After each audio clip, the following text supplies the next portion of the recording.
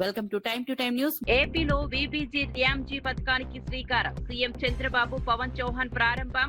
ఉపాధి కూలీల వేతనం 312 రూపాయలకు పెంపు. పని దినాలు 125 రోజులకు పెంపు. గ్రామీణాభివృద్ధికి పథకం దోహదమని వెల్లడి. ఆర్ఎస్ ప్రవీణ్ కు పొన్నం ప్రభాకర్ హెచ్చరిక. బాధ్యతగా మాట్లాడాలని సూచన. నిరాధార ఆరోపణలు చేయొద్దని హితవు. కాంగ్రెస్ హామీలు అమలు చేస్తోందని వ్యాఖ్య. ప్రజలే సమాధానం చెబుతారని వెల్లడి.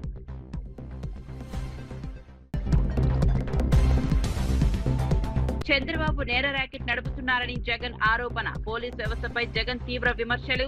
స్వతంత్ర విచారణ చేపట్టాలని డిమాండ్. సీసీటీవీ ఆధారాలు మాయమయ్యాయని ఆరోపణ. బాధ్యులపై చర్యలు తీసుకోవాలని డిమాండ్. అప్పుల లెక్కలు నిరూపిస్తానన్న మంత్రి జూపల్లి. టీఆర్ఎస్ నేతలకు బహిరంగ సవాల్. ఆధారాలతో చర్చకు సిద్ధమని వ్యాఖ్య. తప్పైతే రాజీనామా చేస్తానని ప్రకటన. ప్రజలను తప్పుదారి పట్టొచ్చిద్దని సూచన.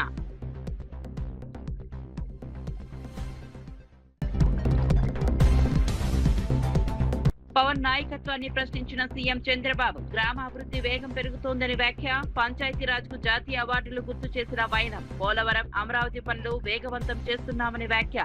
గ్రామీణ మౌలిక వసతులకు ప్రాధాన్యమిస్తున్నామని వెల్లడి.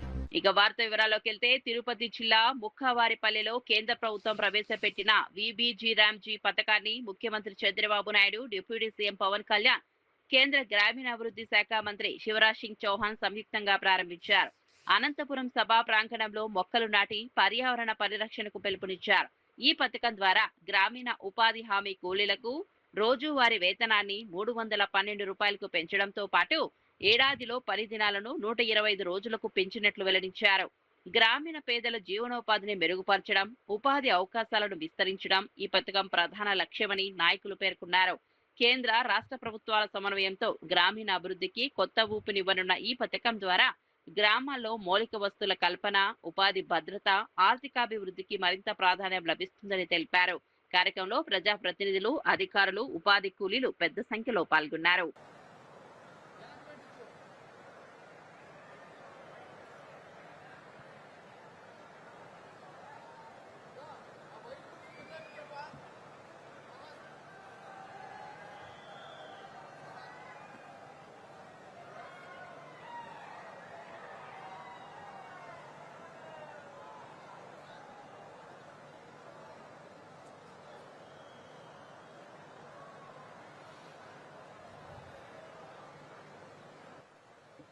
तदेव लग्नं सुदिनं तदेव ताराबलं चन्द्रबलं तदेव विद्याबलं दैवबलं तदेव लक्ष्मीपदे अदेन्द्रयदं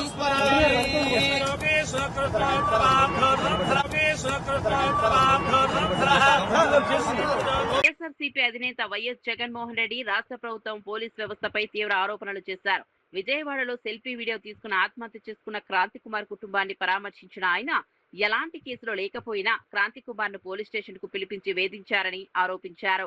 టాస్క్ ఫోర్స్ పోలీసు అధికారులు వ్యవహరించిన తీరుపై అనుమానాలు వ్యక్తం చేసిన జగన్, స్టేషన్ లోని సీసీటీవీ వీడియో ఫుటేజ్ ను మాయం చేసి వాస్తవాలను దాచిపెట్టే ప్రయత్నం జరిగిందన్నారు. సిఐ, సిపి, డీజీపీ ఒకరినొకరు కాపాడుకుంటూ వ్యవస్థలను నిర్వీర్యం చేస్తున్నారని విమర్శించారు. రాష్ట్రంలో చట్ట వ్యవస్థ పూర్తిగా దెబ్బతిందని, అధికార దుర్వినియోగం పెరిగిపోయిందని ఆరోపించారు. బాధిత కుటుంబానికి న్యాయం జరగాలంటే ఘటనపై స్వతంత్ర విచారణ జరిపి బాధ్యులపై కఠిన చర్యలు తీసుకోవాలని జగన్ డిమాండ్ చేశారు. అన్ని రకాలుగా కూడా ఈ కేసుకు సంబంధించి లీగల్ ఎయిడ్ దగ్గర నుంచి మొదలు పెడితే అన్ని రకాలుగా కూడా తోడుగా ఈ కుటుంబానికి ఉంటాం. ఖచ్చితంగా న్యాయం జరిగే దిశగా కోట్ల మీద ఖచ్చితంగా ఒత్తిడి కూడా తీసుకొచ్చే కార్యక్రమం.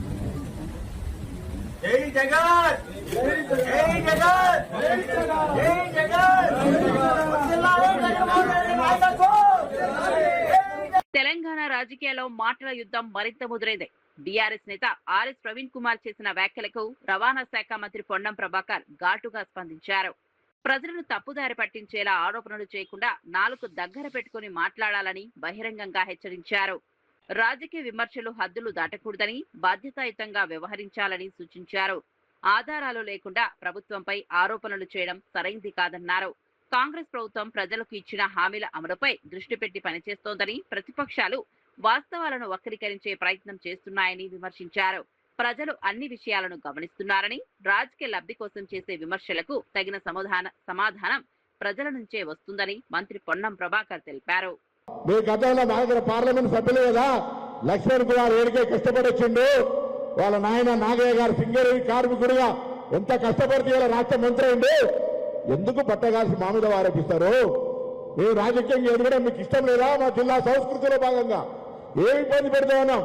ఎక్కడైనా మేము మళ్ళీ చెప్తా ఉన్నాం, మేము అవినీతి చేసినట్టు నిరూపిస్తే మీ దగ్గర ఏ ఆధారం ఉన్నా, నిన్న లక్ష్మణ్ కుమార్ చెప్పినట్టుగా మేము గతంలో కూడా కరీంనగర్లో కానీ ఇతర సందర్భాల్లో చెప్పినాం, మేము ముగ్గురం ఇక్కడనే ముక్కు నేలకు రాసి మా యొక్క రాజీనామాలు ఇస్తాం. లేకపోతే మీరేం చేస్తారో చెప్పండి. ఛాలెంజ్ చేస్తా ఉన్నాం. ఊరికే ఎప్పుడు పడతాడు, వేలు పడతాడు, కోన్ కిస్కగాడు మాట్లాడితే రోజు జవాబు చెప్పాం. ఇది లాస్ట్ ప్రెస్ కాన్ఫరెన్స్. వస్తే శాసనసభకు రండి, లేదా ప్రెస్ క్లబ్ కు రండి. మంత్రులుగా, శాసనసభ్యులుగా, మాజీ మంత్రులుగా ఇప్పుడు శాసనసభ్యులు రండి, టైం చెప్పండి, బరాబర్ మేము వస్తాం. దీనికి ఫర్దర్ డిస్కషన్ లేదు. మీ దగ్గర ఏం ఆధారం ఉంటే అది పత్రికలకి ఇవ్వండి. ఎందుకంటే మీరు తాడు బొంగరం లేదు. మేము రాజ్యాంగం మీద ప్రమాణం చేసినాం. అంతకంటే ఎక్కువ చర్చ, ఎక్కువ వీళ్ళ గురించి పూర్తిగా దగులుబాజీ లెక్కలు ఉన్నటువంటి వాళ్ళ కోసం ఇంతకంటే ఎక్కువ మాట్లాడితే మంచిది కాదు. కాబట్టి మరొకసారి తెలియజేస్తా ఉన్నాం, మేము ప్రజాపాలన ప్రభుత్వంలో పేదలకు న్యాయం జరగాలని కాస్మెటిక్ ఛార్జ్ పెంచినాం, మెస్ ఛార్జీలు వాళ్ళకు ఉండేటువంటి డైట్ ఛార్జీలు పెంచినాం. పారదర్శకంగా మా యొక్క ఆలోచన మేరకు ఉప ముఖ్యమంత్రి గారు గ్రీన్ ఛానల్ ద్వారా పేమెంట్ చేస్తారు. మీరు పెట్టిన బకాయిలతో సహా మహాత్మా జ్యోతిబా ఫూలే 327 హాస్టల్ ఉంటే 301 ప్రైవేట్ బంగ్లాలు ఉన్నాయి. మీరు ఇచ్చినటువంటి పటాతో పంకు ఎవరు టీఆర్ఎస్ నాయకులు బంగ్లా ఉంటాడో స్కూల్ శాంక్షన్ చేసి అరకోడ వసతులతో పోటీ పాలనలో పెట్టినారు. ఇవాళ మేము ఇంటిగ్రేటెడ్ పక్కా బంగ్లాలు కడతా ఉన్నాం. వాళ్ళ సంక్షేమం మేము ఆడికే వచ్చాం. మేము ఎస్సీ ఎస్టీ బీసీలుగా ఎదిగినాం. వాళ్ళ సంక్షేమం మా బాధ్యత. వాళ్ళు ఇచ్చే దాంట్లో నోటికాడ రక్తం కూడుకునేంత నీచ స్థాయికి దిగదారులే. నువ్వేమైనా గతంలో ఆ యొక్క సోషల్ వెల్ఫేర్ ఆఫీసర్ ఉండి నువ్వేమైనా తిన్నావు కావచ్చు, ఆ అలవాటు పోతే ఏమైనా ఆలోచన చేస్తుండొచ్చు. మళ్ళొక్కసారి చెప్తానా, ఒళ్ళు నాలుక అన్ని దగ్గర పెట్టుకొని మాట్లాడేది ఇక్కడ తెలంగాణ ఉద్యమకారులుగా, బలహీన వర్గాల బిడ్డలుగా, భూమి మీదకే మొదటి తరం రాజకీయ నాయకులు ఎదిగిన వాళ్ళం. ఏది పడితే ఎవరు పడితే అది మాట్లాడితే జాగ్రత్త అనే మాట కూడా సందర్భంగా మనం చేస్తూ మేము మళ్ళీ చెప్తా ఉన్నాం, మేము పెరిగి పందలం కాదు, చర్చ నుంచి పారిపోతలేం. చర్చ ఎవరితో జరగాలో వాళ్ళతో జరగడానికి మేము సిద్ధం. అంతేగాని మీరు ఎవరు పడతారు చర్చకి వస్తే మేము రాజ్యాంగం మీద ప్రమాణం చేసి ఏడవడతాను డిస్క్లోజ్ చేయం. రెడీ ఉన్నాం. శాసనసభ దేవాలయం రండి, చంద్రశేఖరరావు గారు రమ్మనండి. వర్కింగ్ ప్రెసిడెంట్ కేటీఆర్ తెలంగాణ ప్రభుత్వంపై తీవ్ర విమర్శలు చేశారు. చర్చలకు పిలిచి మళ్లీ పోలీసులు పంపించి అరెస్టులు చేయించడం ప్రభుత్వ ద్వంద్వ వైఖరికి నిదర్శనమని ఆరోపించారు. తెలంగాణ భవన్ కు వస్తామని చెప్పి తర్వాత గన్ పార్క్ వద్దకు రమ్మని లొకేషన్ మార్చిందెవరో ప్రజలకు తెలుసన్నారు.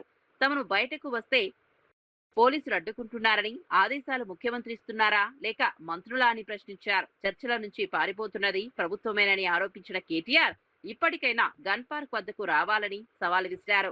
నిద్రపోయే వ్యక్తిని లేపవచ్చు, కానీ నిద్రపోతున్నట్లు నటించే వ్యక్తిని లేపలేమంటూ ప్రభుత్వ తీరును ఎద్దేవా చేశారు. ప్రజాస్వామ్యంలో ప్రతిపక్షాలకు స్వేచ్ఛ ఇవ్వకుండా వ్యవహరించడం సరికాదని, ప్రజలే దీనికి తగిన తీర్పు ఇస్తారని కేటీఆర్ పేర్కొన్నారు.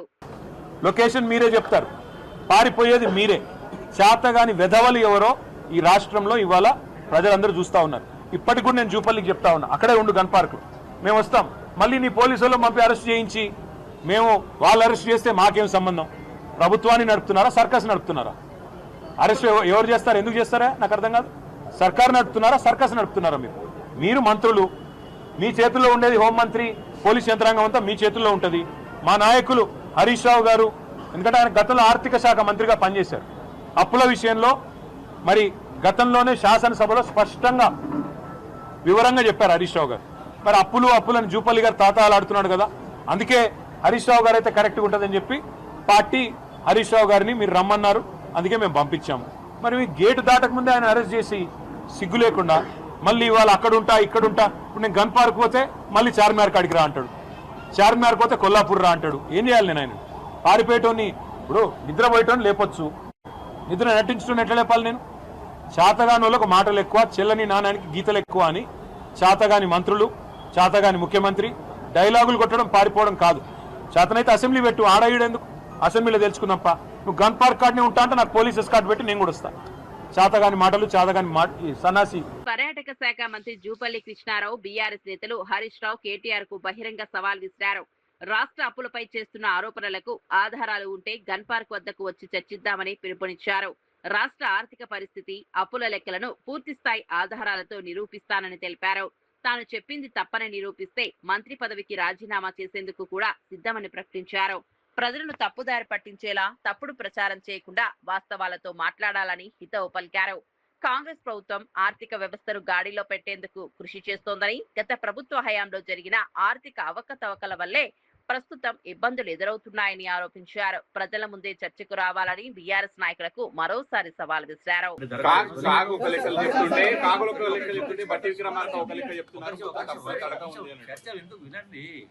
హరీష్ రావు ఇప్పుడు అమరం చేస్తూ వస్తుంది తెలిసింది 10 నిమిషాల్లో. నేను గాంధీ భవన్ లో 10 నిమిషాలు దరఖాస్తు తీసుకొని నేను కూడా వస్తా. హరీష్ రావు, కేటీఆర్, కేసీఆర్ అందరూ అడిగిరా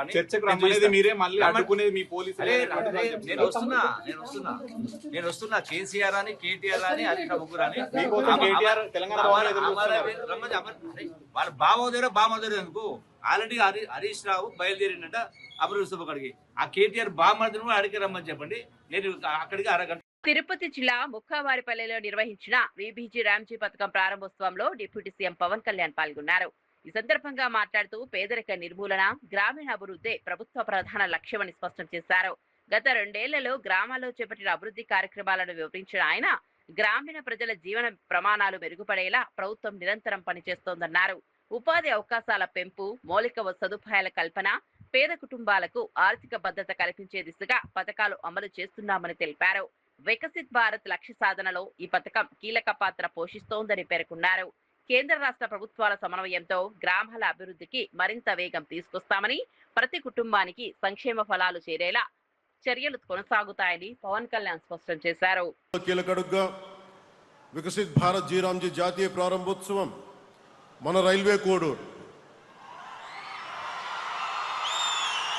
నియోజకవర్గంలోని ముక్కావారిపల్లి నుంచి ప్రారంభం కావడం మన రాష్ట్రానికి దక్కిన గౌరవం.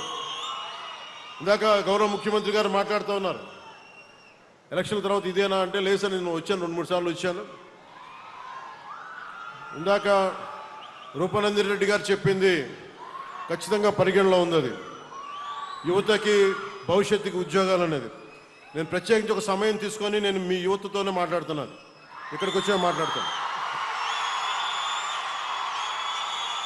ఇదే ప్రాంతంలో మైసూరావారిపల్లి నుంచి రాష్ట్ర వ్యాప్తంగా ఒకేసారి 13,326 గ్రామ సభలు నిర్వహించి ప్రజల భాగస్వామ్యంతో ప్రపంచ రికార్డు సృష్టించాం.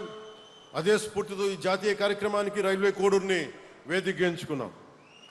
ఆంధ్రప్రదేశ్ అభివృద్ధికి ఎల్లప్పుడూ అండగా నిలుస్తున్న గౌరవ ప్రధానమంత్రి శ్రీ నరేంద్ర మోదీ గారికి, అలాగే నేను కోరిన వెంటనే ఈ జాతీయ కార్యక్రమాన్ని మన రాష్ట్రంలో ప్రారంభించేందుకు అంగీకరించిన రాజకీయ ఉద్దండులు, 4 మార్లు ముఖ్యమంత్రిగా చేసిన ధీరుడు కేంద్ర గ్రామీణాభివృద్ధి శాఖ మంత్రి శ్రీ శివరాజ్ సింగ్ చౌహాన్ గారికి హృదయపూర్వక ధన్యవాదాలు, కృతజ్ఞతలు తెలియజేస్తున్నాను. గ్రామీణ ఉపాధి, గ్రామాల ఆర్థికాభివృద్ధి, పేదరికం నిర్మూలన, స్వయం సమృద్ధి గ్రామాల నిర్మాణం లక్ష్యంగా గౌరవ ప్రధానమంత్రి శ్రీ నరేంద్ర మోదీ గారి నాయకత్వంలో కేంద్ర ప్రభుత్వం వికసిత్ భారత్ జీరామ్జీని తీసుకొచ్చింది. ఇది కేవలం ఒక పథకం కాదు, గ్రామీణ భారతదేశ భవిష్యత్తును మార్చే ఒక మిషన్. ఈ పథకం ద్వారా 100 రోజుల ఉపాధిని 125 రోజులకి పెంచడం చాలా చాలా గొప్ప నిర్ణయం. ఉపాధి శ్రామికులకి అదనంగా ఇంకొక 25 రోజులు ఉపాధి భరోసా కల్పించడం వారి ద్వారా వారి కుటుంబాలకి మరింత ఆర్థిక భద్రత లభించనుంది. జీరామ్జీ పథకం ద్వారా ముఖ్యంగా రైతుల అవసరాలను దృష్టిలో పెట్టుకొని మరి పంటల సాగు సమయంలో శ్రామికుల కొరత రాకుండా వ్యవసాయ సీజన్లో 60 రోజుల విరామం కల్పించడం, ఇది రైతులకి చాలా చాలా ఉపయోగపడే నిర్ణయం. 26-27 సంవత్సరానికి కేంద్ర ప్రభుత్వం తన వాటాగా 7,707 కోట్లు కేటాయించింది. దేశంలో ఇందాక చెప్పినట్టుగా ఇది 3వ అతిపెద్ద కేటాయింపు. రాష్ట్ర ప్రభుత్వం వాటాతో కలిపి ఆంధ్రప్రదేశ్లో ఈ కార్యక్రమం అమలుకు మొత్తం 12,845 కోట్ల వ్యయం ఖర్చు చేయనున్నాం. గత 2 ఏళ్లలో ఉపాధి హామీ నిధులను సమర్థవంతంగా వినియోగిస్తూ మంగళగిరిలో నిర్వహించిన మీడియా సమావేశంలో ఎమ్మెల్యే సోమిరెడ్డి చంద్రమోహన్ రెడ్డి మాజీ ముఖ్యమంత్రి వైఎస్ జగన్మోహన్ రెడ్డిపై తీవ్ర విమర్శలు చేశారు. జగన్ కు అసలు ఏమి కావాలో ఆయనకే తెలియదని ఎద్దేవా చేశారు. జేబులో తుపాకీ, చేతిలో గొడ్డలి ఉండాలని కోరుకుంటున్నట్లుగా ఆయన రాజకీయాలు ఉన్నాయని వ్యాఖ్యానించారు. 3 రాజధానుల ప్రతిపాదనను కూడా విమర్శిస్తూ 3 రాజధానులు అంటే చివరకు మంగళగిరిలో నిర్వహించిన మీడియా సమావేశంలో ఎమ్మెల్యే సోమిరెడ్డి చంద్రమోహన్ రెడ్డి మాజీ ముఖ్యమంత్రి వైఎస్ జగన్మోహన్ రెడ్డిపై తీవ్ర విమర్శలు చేశారు. జగన్ కు అసలు ఏమి కావాలో ఆయనకే తెలియదని ఎద్దేవా చేశారు. జేబులో తుపాకీ, చేతిలో గొడ్డలి ఉండాలని కోరుకుంటున్నట్లుగా ఆయన రాజకీయాలు ఉన్నాయని వ్యాఖ్యానించారు. 3 రాజధానుల ప్రతిపాదనను కూడా విమర్శిస్తూ 3 రాజధానులు అంటే చివరకు 11 సమస్యలు వస్తాయని అన్నారు. రాష్ట్ర అభివృద్ధికి అమరావతి శాశ్వత రాజధానిగా ఉండాలని పేర్కొన్నారు. రాబోయే ఎన్నికల్లో వైఎస్ఆర్సీపీ 3 స్థానాలు కూడా గెలవలేని పరిస్థితి వస్తుందని జోష్యం చెప్పారు. ప్రజలు ఇప్పటికే వైసీపీ పాలనను తిరస్కరించారని, అభివృద్ధి రాజకీయాలకు మాత్రమే మద్దతు ఇస్తారని సోమిరెడ్డి పేర్కొన్నారు. క్వాంటమ్ వ్యాలీ వచ్చేసేసింది, మొత్తం ఇండస్ట్రీస్ వరుస లిస్ట్ ఉన్నాయి ఇక్కడ. ఇవన్నీ national institute of design NID AP వచ్చింది, all India institute of medical sciences AIIMS వచ్చింది, school of planning and architecture వచ్చింది, central institution of tool design వచ్చింది, ఇగ్నో రీజనల్ సెంటర్ వచ్చింది, క్వాంటమ్ ఏఐ యూనివర్సిటీ వచ్చింది. ఇవన్నీ చదవాలంటే జాతీయ అంతర్జాతీయ స్థాయి ప్రైవేట్ డీమ్డ్ యూనివర్సిటీస్ వచ్చినాయి, international universities of legal education and research వచ్చింది, ఎన్విడియా భాగస్వామ్యంతో ఏఐ యూనివర్సిటీ. వీటన్నిటినీ రావటము జీర్ణించుకోలేకపోతున్నాడు. దేశం మొత్తం ముక్త కంఠంతో అమరావతికి మద్దతుగా నిలబడటం జీర్ణించుకోలేకపోతున్నాడు. అదేమంటే మావిగన్, నీ పేరులో జా ప్లస్ గన్ ఉంది నీ పేరులో, అక్కడ మావి ప్లస్ గన్, రాజధానిలో కూడా గన్ కావాలని చెప్తున్నాను. అంటే నీకు జోబిల్లో గన్ కావాలా, చేతిలో గొడ్డలి కావాలా? ఏంటి కర్మ ఏంటి అంట. రాజకీయ పార్టీలు, అధికార పార్టీ, ప్రతిపక్ష పార్టీలు ఉంటాయి, విమర్శలు ప్రతి విమర్శలు ఉంటాయి, కానీ రాష్ట్రం నాశనం అయిపోవాలా. నేను ఒక్క ఎగ్జాంపుల్ చెప్తా. 50,000 ఎకరాలు రాష్ట్ర కేంద్ర ప్రభుత్వాలు మోర్ దాన్ 50,000 crores ఖర్చు పెడుతున్నాయి, 1,000 కోట్లు ప్రైవేట్ ఇన్స్టిట్యూషన్స్ పెడుతున్నాయి. ఒక్క సింపుల్ చెప్తాను, ఒక 10 కోట్లు అనుకోండి పెట్టుబడులు, భూమి వాల్యూ, ఇన్స్టిట్యూషన్స్, బ్యాంకులు, construction, secretariat, assembly, high court, quarters, జడ్జిల క్వార్టర్స్ అన్నీ కలిపి పోమనండి ఎకరాకి 10 కోట్లు అనుకోండి. ఎన్ని లక్షల కోట్లు? 5 లక్షల కోట్లు. జస్ట్ నేను చెప్పేది జస్ట్ అంటే అది 10 లక్షల కోట్ల, 20 లక్షల కోట్ల, ఒకవేళ ఆ నాలెడ్జ్ ఉండేవాళ్ళు చెప్తారు. లక్షల కోట్లు ప్రజల ఆస్తినికి నేను వ్యతిరేకం అని చెప్పేదని నీకు సిగ్గులేదా అంట. నేను నీకు ఎట్టొచ్చింది ఆ మనసు అంట, ఏంటి నీ ఆలోచన అంట.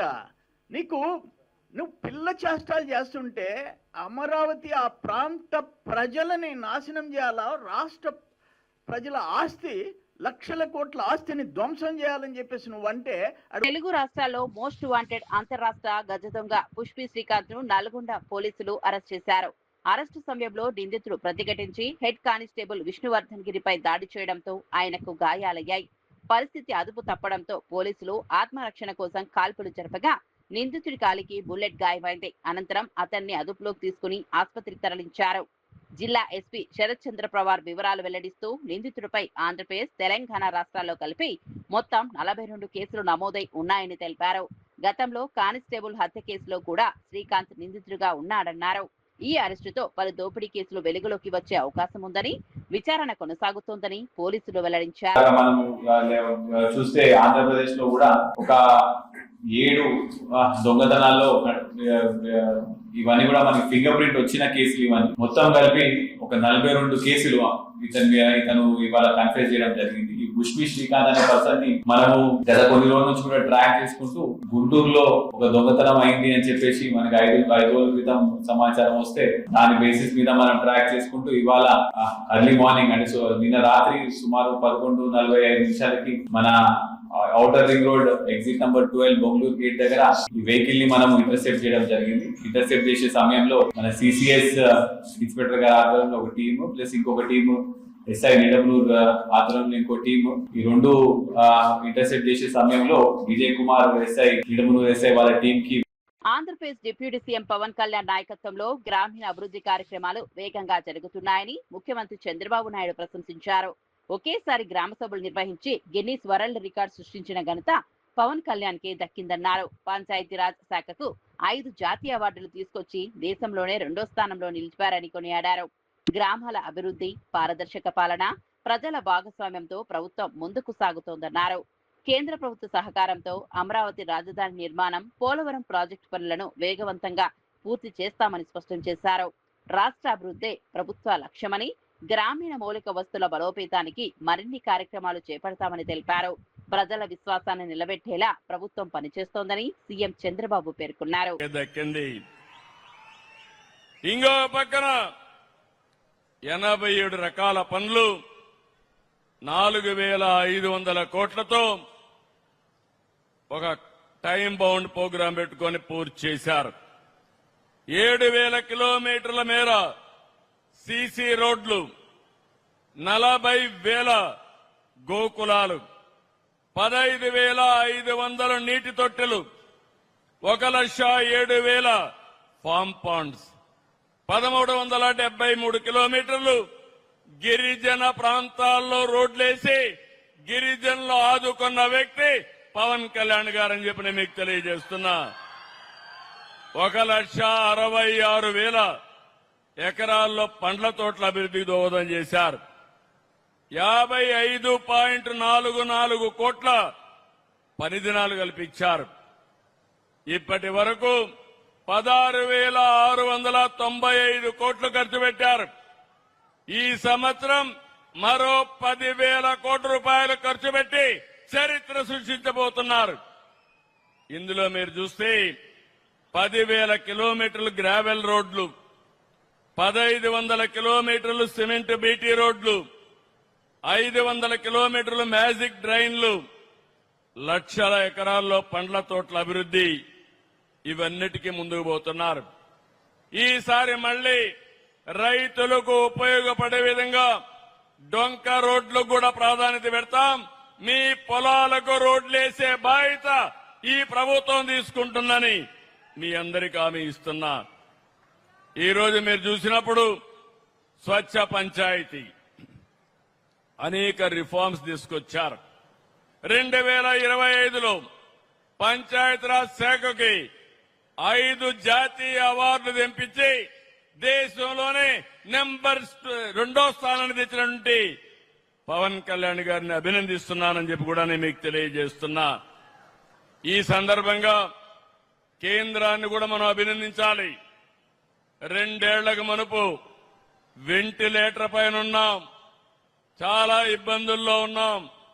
నేను, పవన్ కళ్యాణ్ గారు, నరేంద్ర మోడీ గారి యొక్క నాయకత్వంలో రోజు చెప్పాం, రాష్ట్ర పునర్నిర్మాణం చేస్తామన్నాం, పూర్వ వైభవం తెస్తామన్నాం, మీకు మెరుగైన అభివృద్ధి చేసి చూపిస్తామని 2 ఏళ్లలో మాట నిలబెట్టుకున్న ప్రభుత్వం ఎన్డీఏ ప్రభుత్వం అవునా కాదని ఒకసారి ఆలోచించుకోవాలి.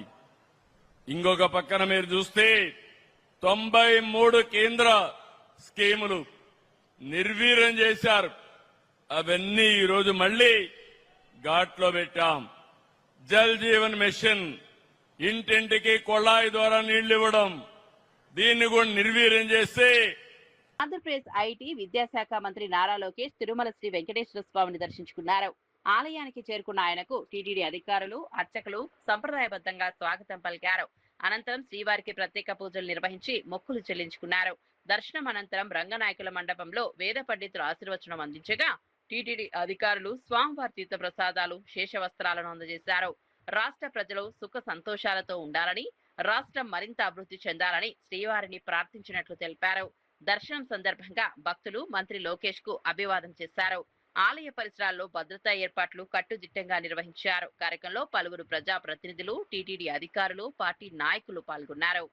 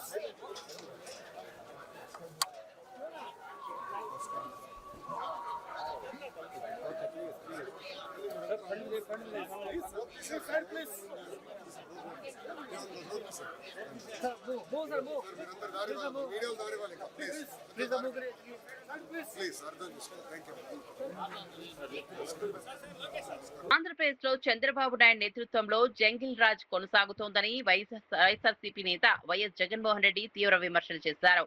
విజయవాడలో పోలీసుల వేధింపుల కారణంగా ఒకరు ఆత్మహత్య చేసుకోవడం, మరొకరు లాకప్ డెత్ కు గురి కావడం బాధాకరమన్నారు. రాష్ట్రంలో పోలీసులు అధికార పార్టీ ఒత్తిళ్లకు లోనై వ్యవహరిస్తున్నారని ఆరోపించారు. చట్ట వ్యవస్థ పూర్తిగా క్షీణించిందని, ప్రజలకు రక్షణ లేకుండా పోయిందని విమర్శించారు. పోలీసుల అరాచకాలు రోజురోజుకు పెరిగిపోతున్నాయని, బాధితులకు న్యాయం జరగడం లేదన్నారు. ప్రజాస్వామ్య విలువలను కాపాడాల్సిన ప్రభుత్వం వాటిని తొంగలో తొక్కుతోందని మండిపడ్డారు. ఈ ఘటనలపై సమగ్ర విచారణ జరిపి బాధ్యులపై కఠిన చర్యలు తీసుకోవాలని జగన్ డిమాండ్ చేశారు.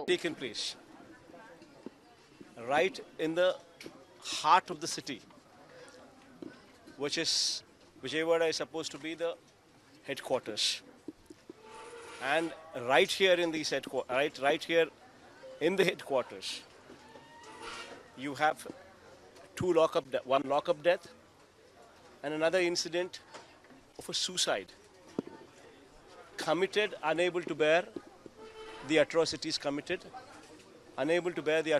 committed by the police station. Both of these clearly reflect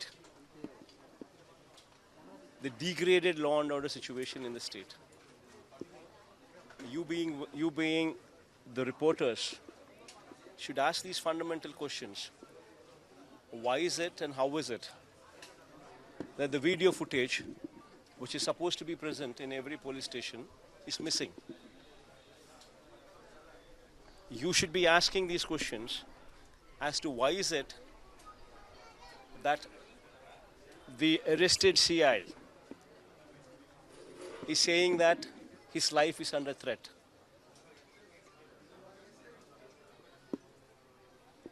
Clearly indicating that there is a bigger conspiracy which has taken place.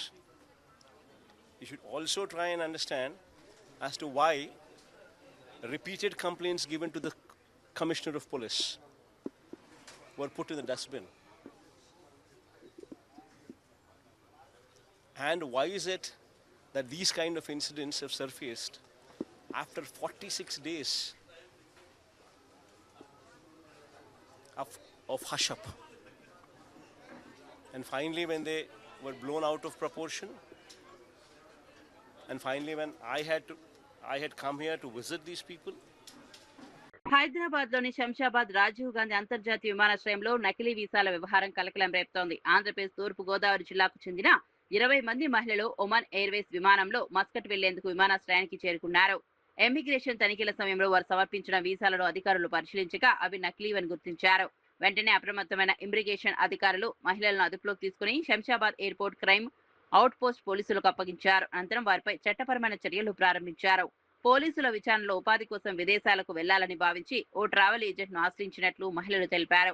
అసలు వీసాల పేరుతో తమ వద్ద భారీ మొత్తంలో డబ్బులు వసూలు చేసి నకిలీ వీసాలు అందించి మోసం చేశారని కన్నీటి పర్యంతమయ్యారు. తమకు వీసాలు నకిలీవని తెలియదని, తాము కూడా మోసపోయిన బాధితులమేనని చెప్పారు. ఇది కరెక్ట్ లేదు ప్రాసెస్ అని ఉర్దూలో వండుకొని సరిగా లేవని వాళ్ళు గుర్తించి వాళ్ళని అడిగితే వాళ్ళు ఒప్పుకున్నారు. వాళ్ళ దాని మీద వెళ్తున్నామని చెప్పేసి అయితే అదే విషయాన్ని వాళ్ళ డీటెయిల్ వాళ్ళ దగ్గర ఉన్న పాస్పోర్ట్స్, వీసా డాక్యుమెంట్ ఏదైతే ఓరిజిన్ చేసిన వీసా డాక్యుమెంట్ అవన్నీ కూడా అవుట్ పోస్ట్కి ఒక కంప్లైంట్ లాడ్ చేసి ఇచ్చారు. ఆ విషయంలో మేము కేసు రిజిస్టర్ చేసుకుని అందరినీ ఎగ్జామిన్ చేసి వాళ్ళ స్టేట్మెంట్స్ వాళ్ళ అన్ని కన్ఫెషన్స్ రాసుకున్నాము. వాళ్ళ ద్వారా మాకు దాదాపు 19 మంది పేర్లు వచ్చినాయి. వాళ్ళు అంటే సబ్ ఏజెంట్స్ ఉన్నట్టున్నారు, డైరెక్ట్ ఏజెంట్స్ అని కాకుండా వాళ్ళని చేసిన తర్వాత వాళ్ళని పట్టుకున్న తర్వాత మెయిన్ ఏజెంట్స్ కూడా తెలుస్తారు. సో దీని ద్వారా మేము చెప్పదలుచుకున్నది ఏంటంటే ఎవరైనా సరే ఫారిన్ కంట్రీస్కి, దుబాయ్ కంట్రీస్ కానీ వెళ్ళి ఇవి బులెటిన్ అప్డేట్స్. చూస్తూనే ఉండండి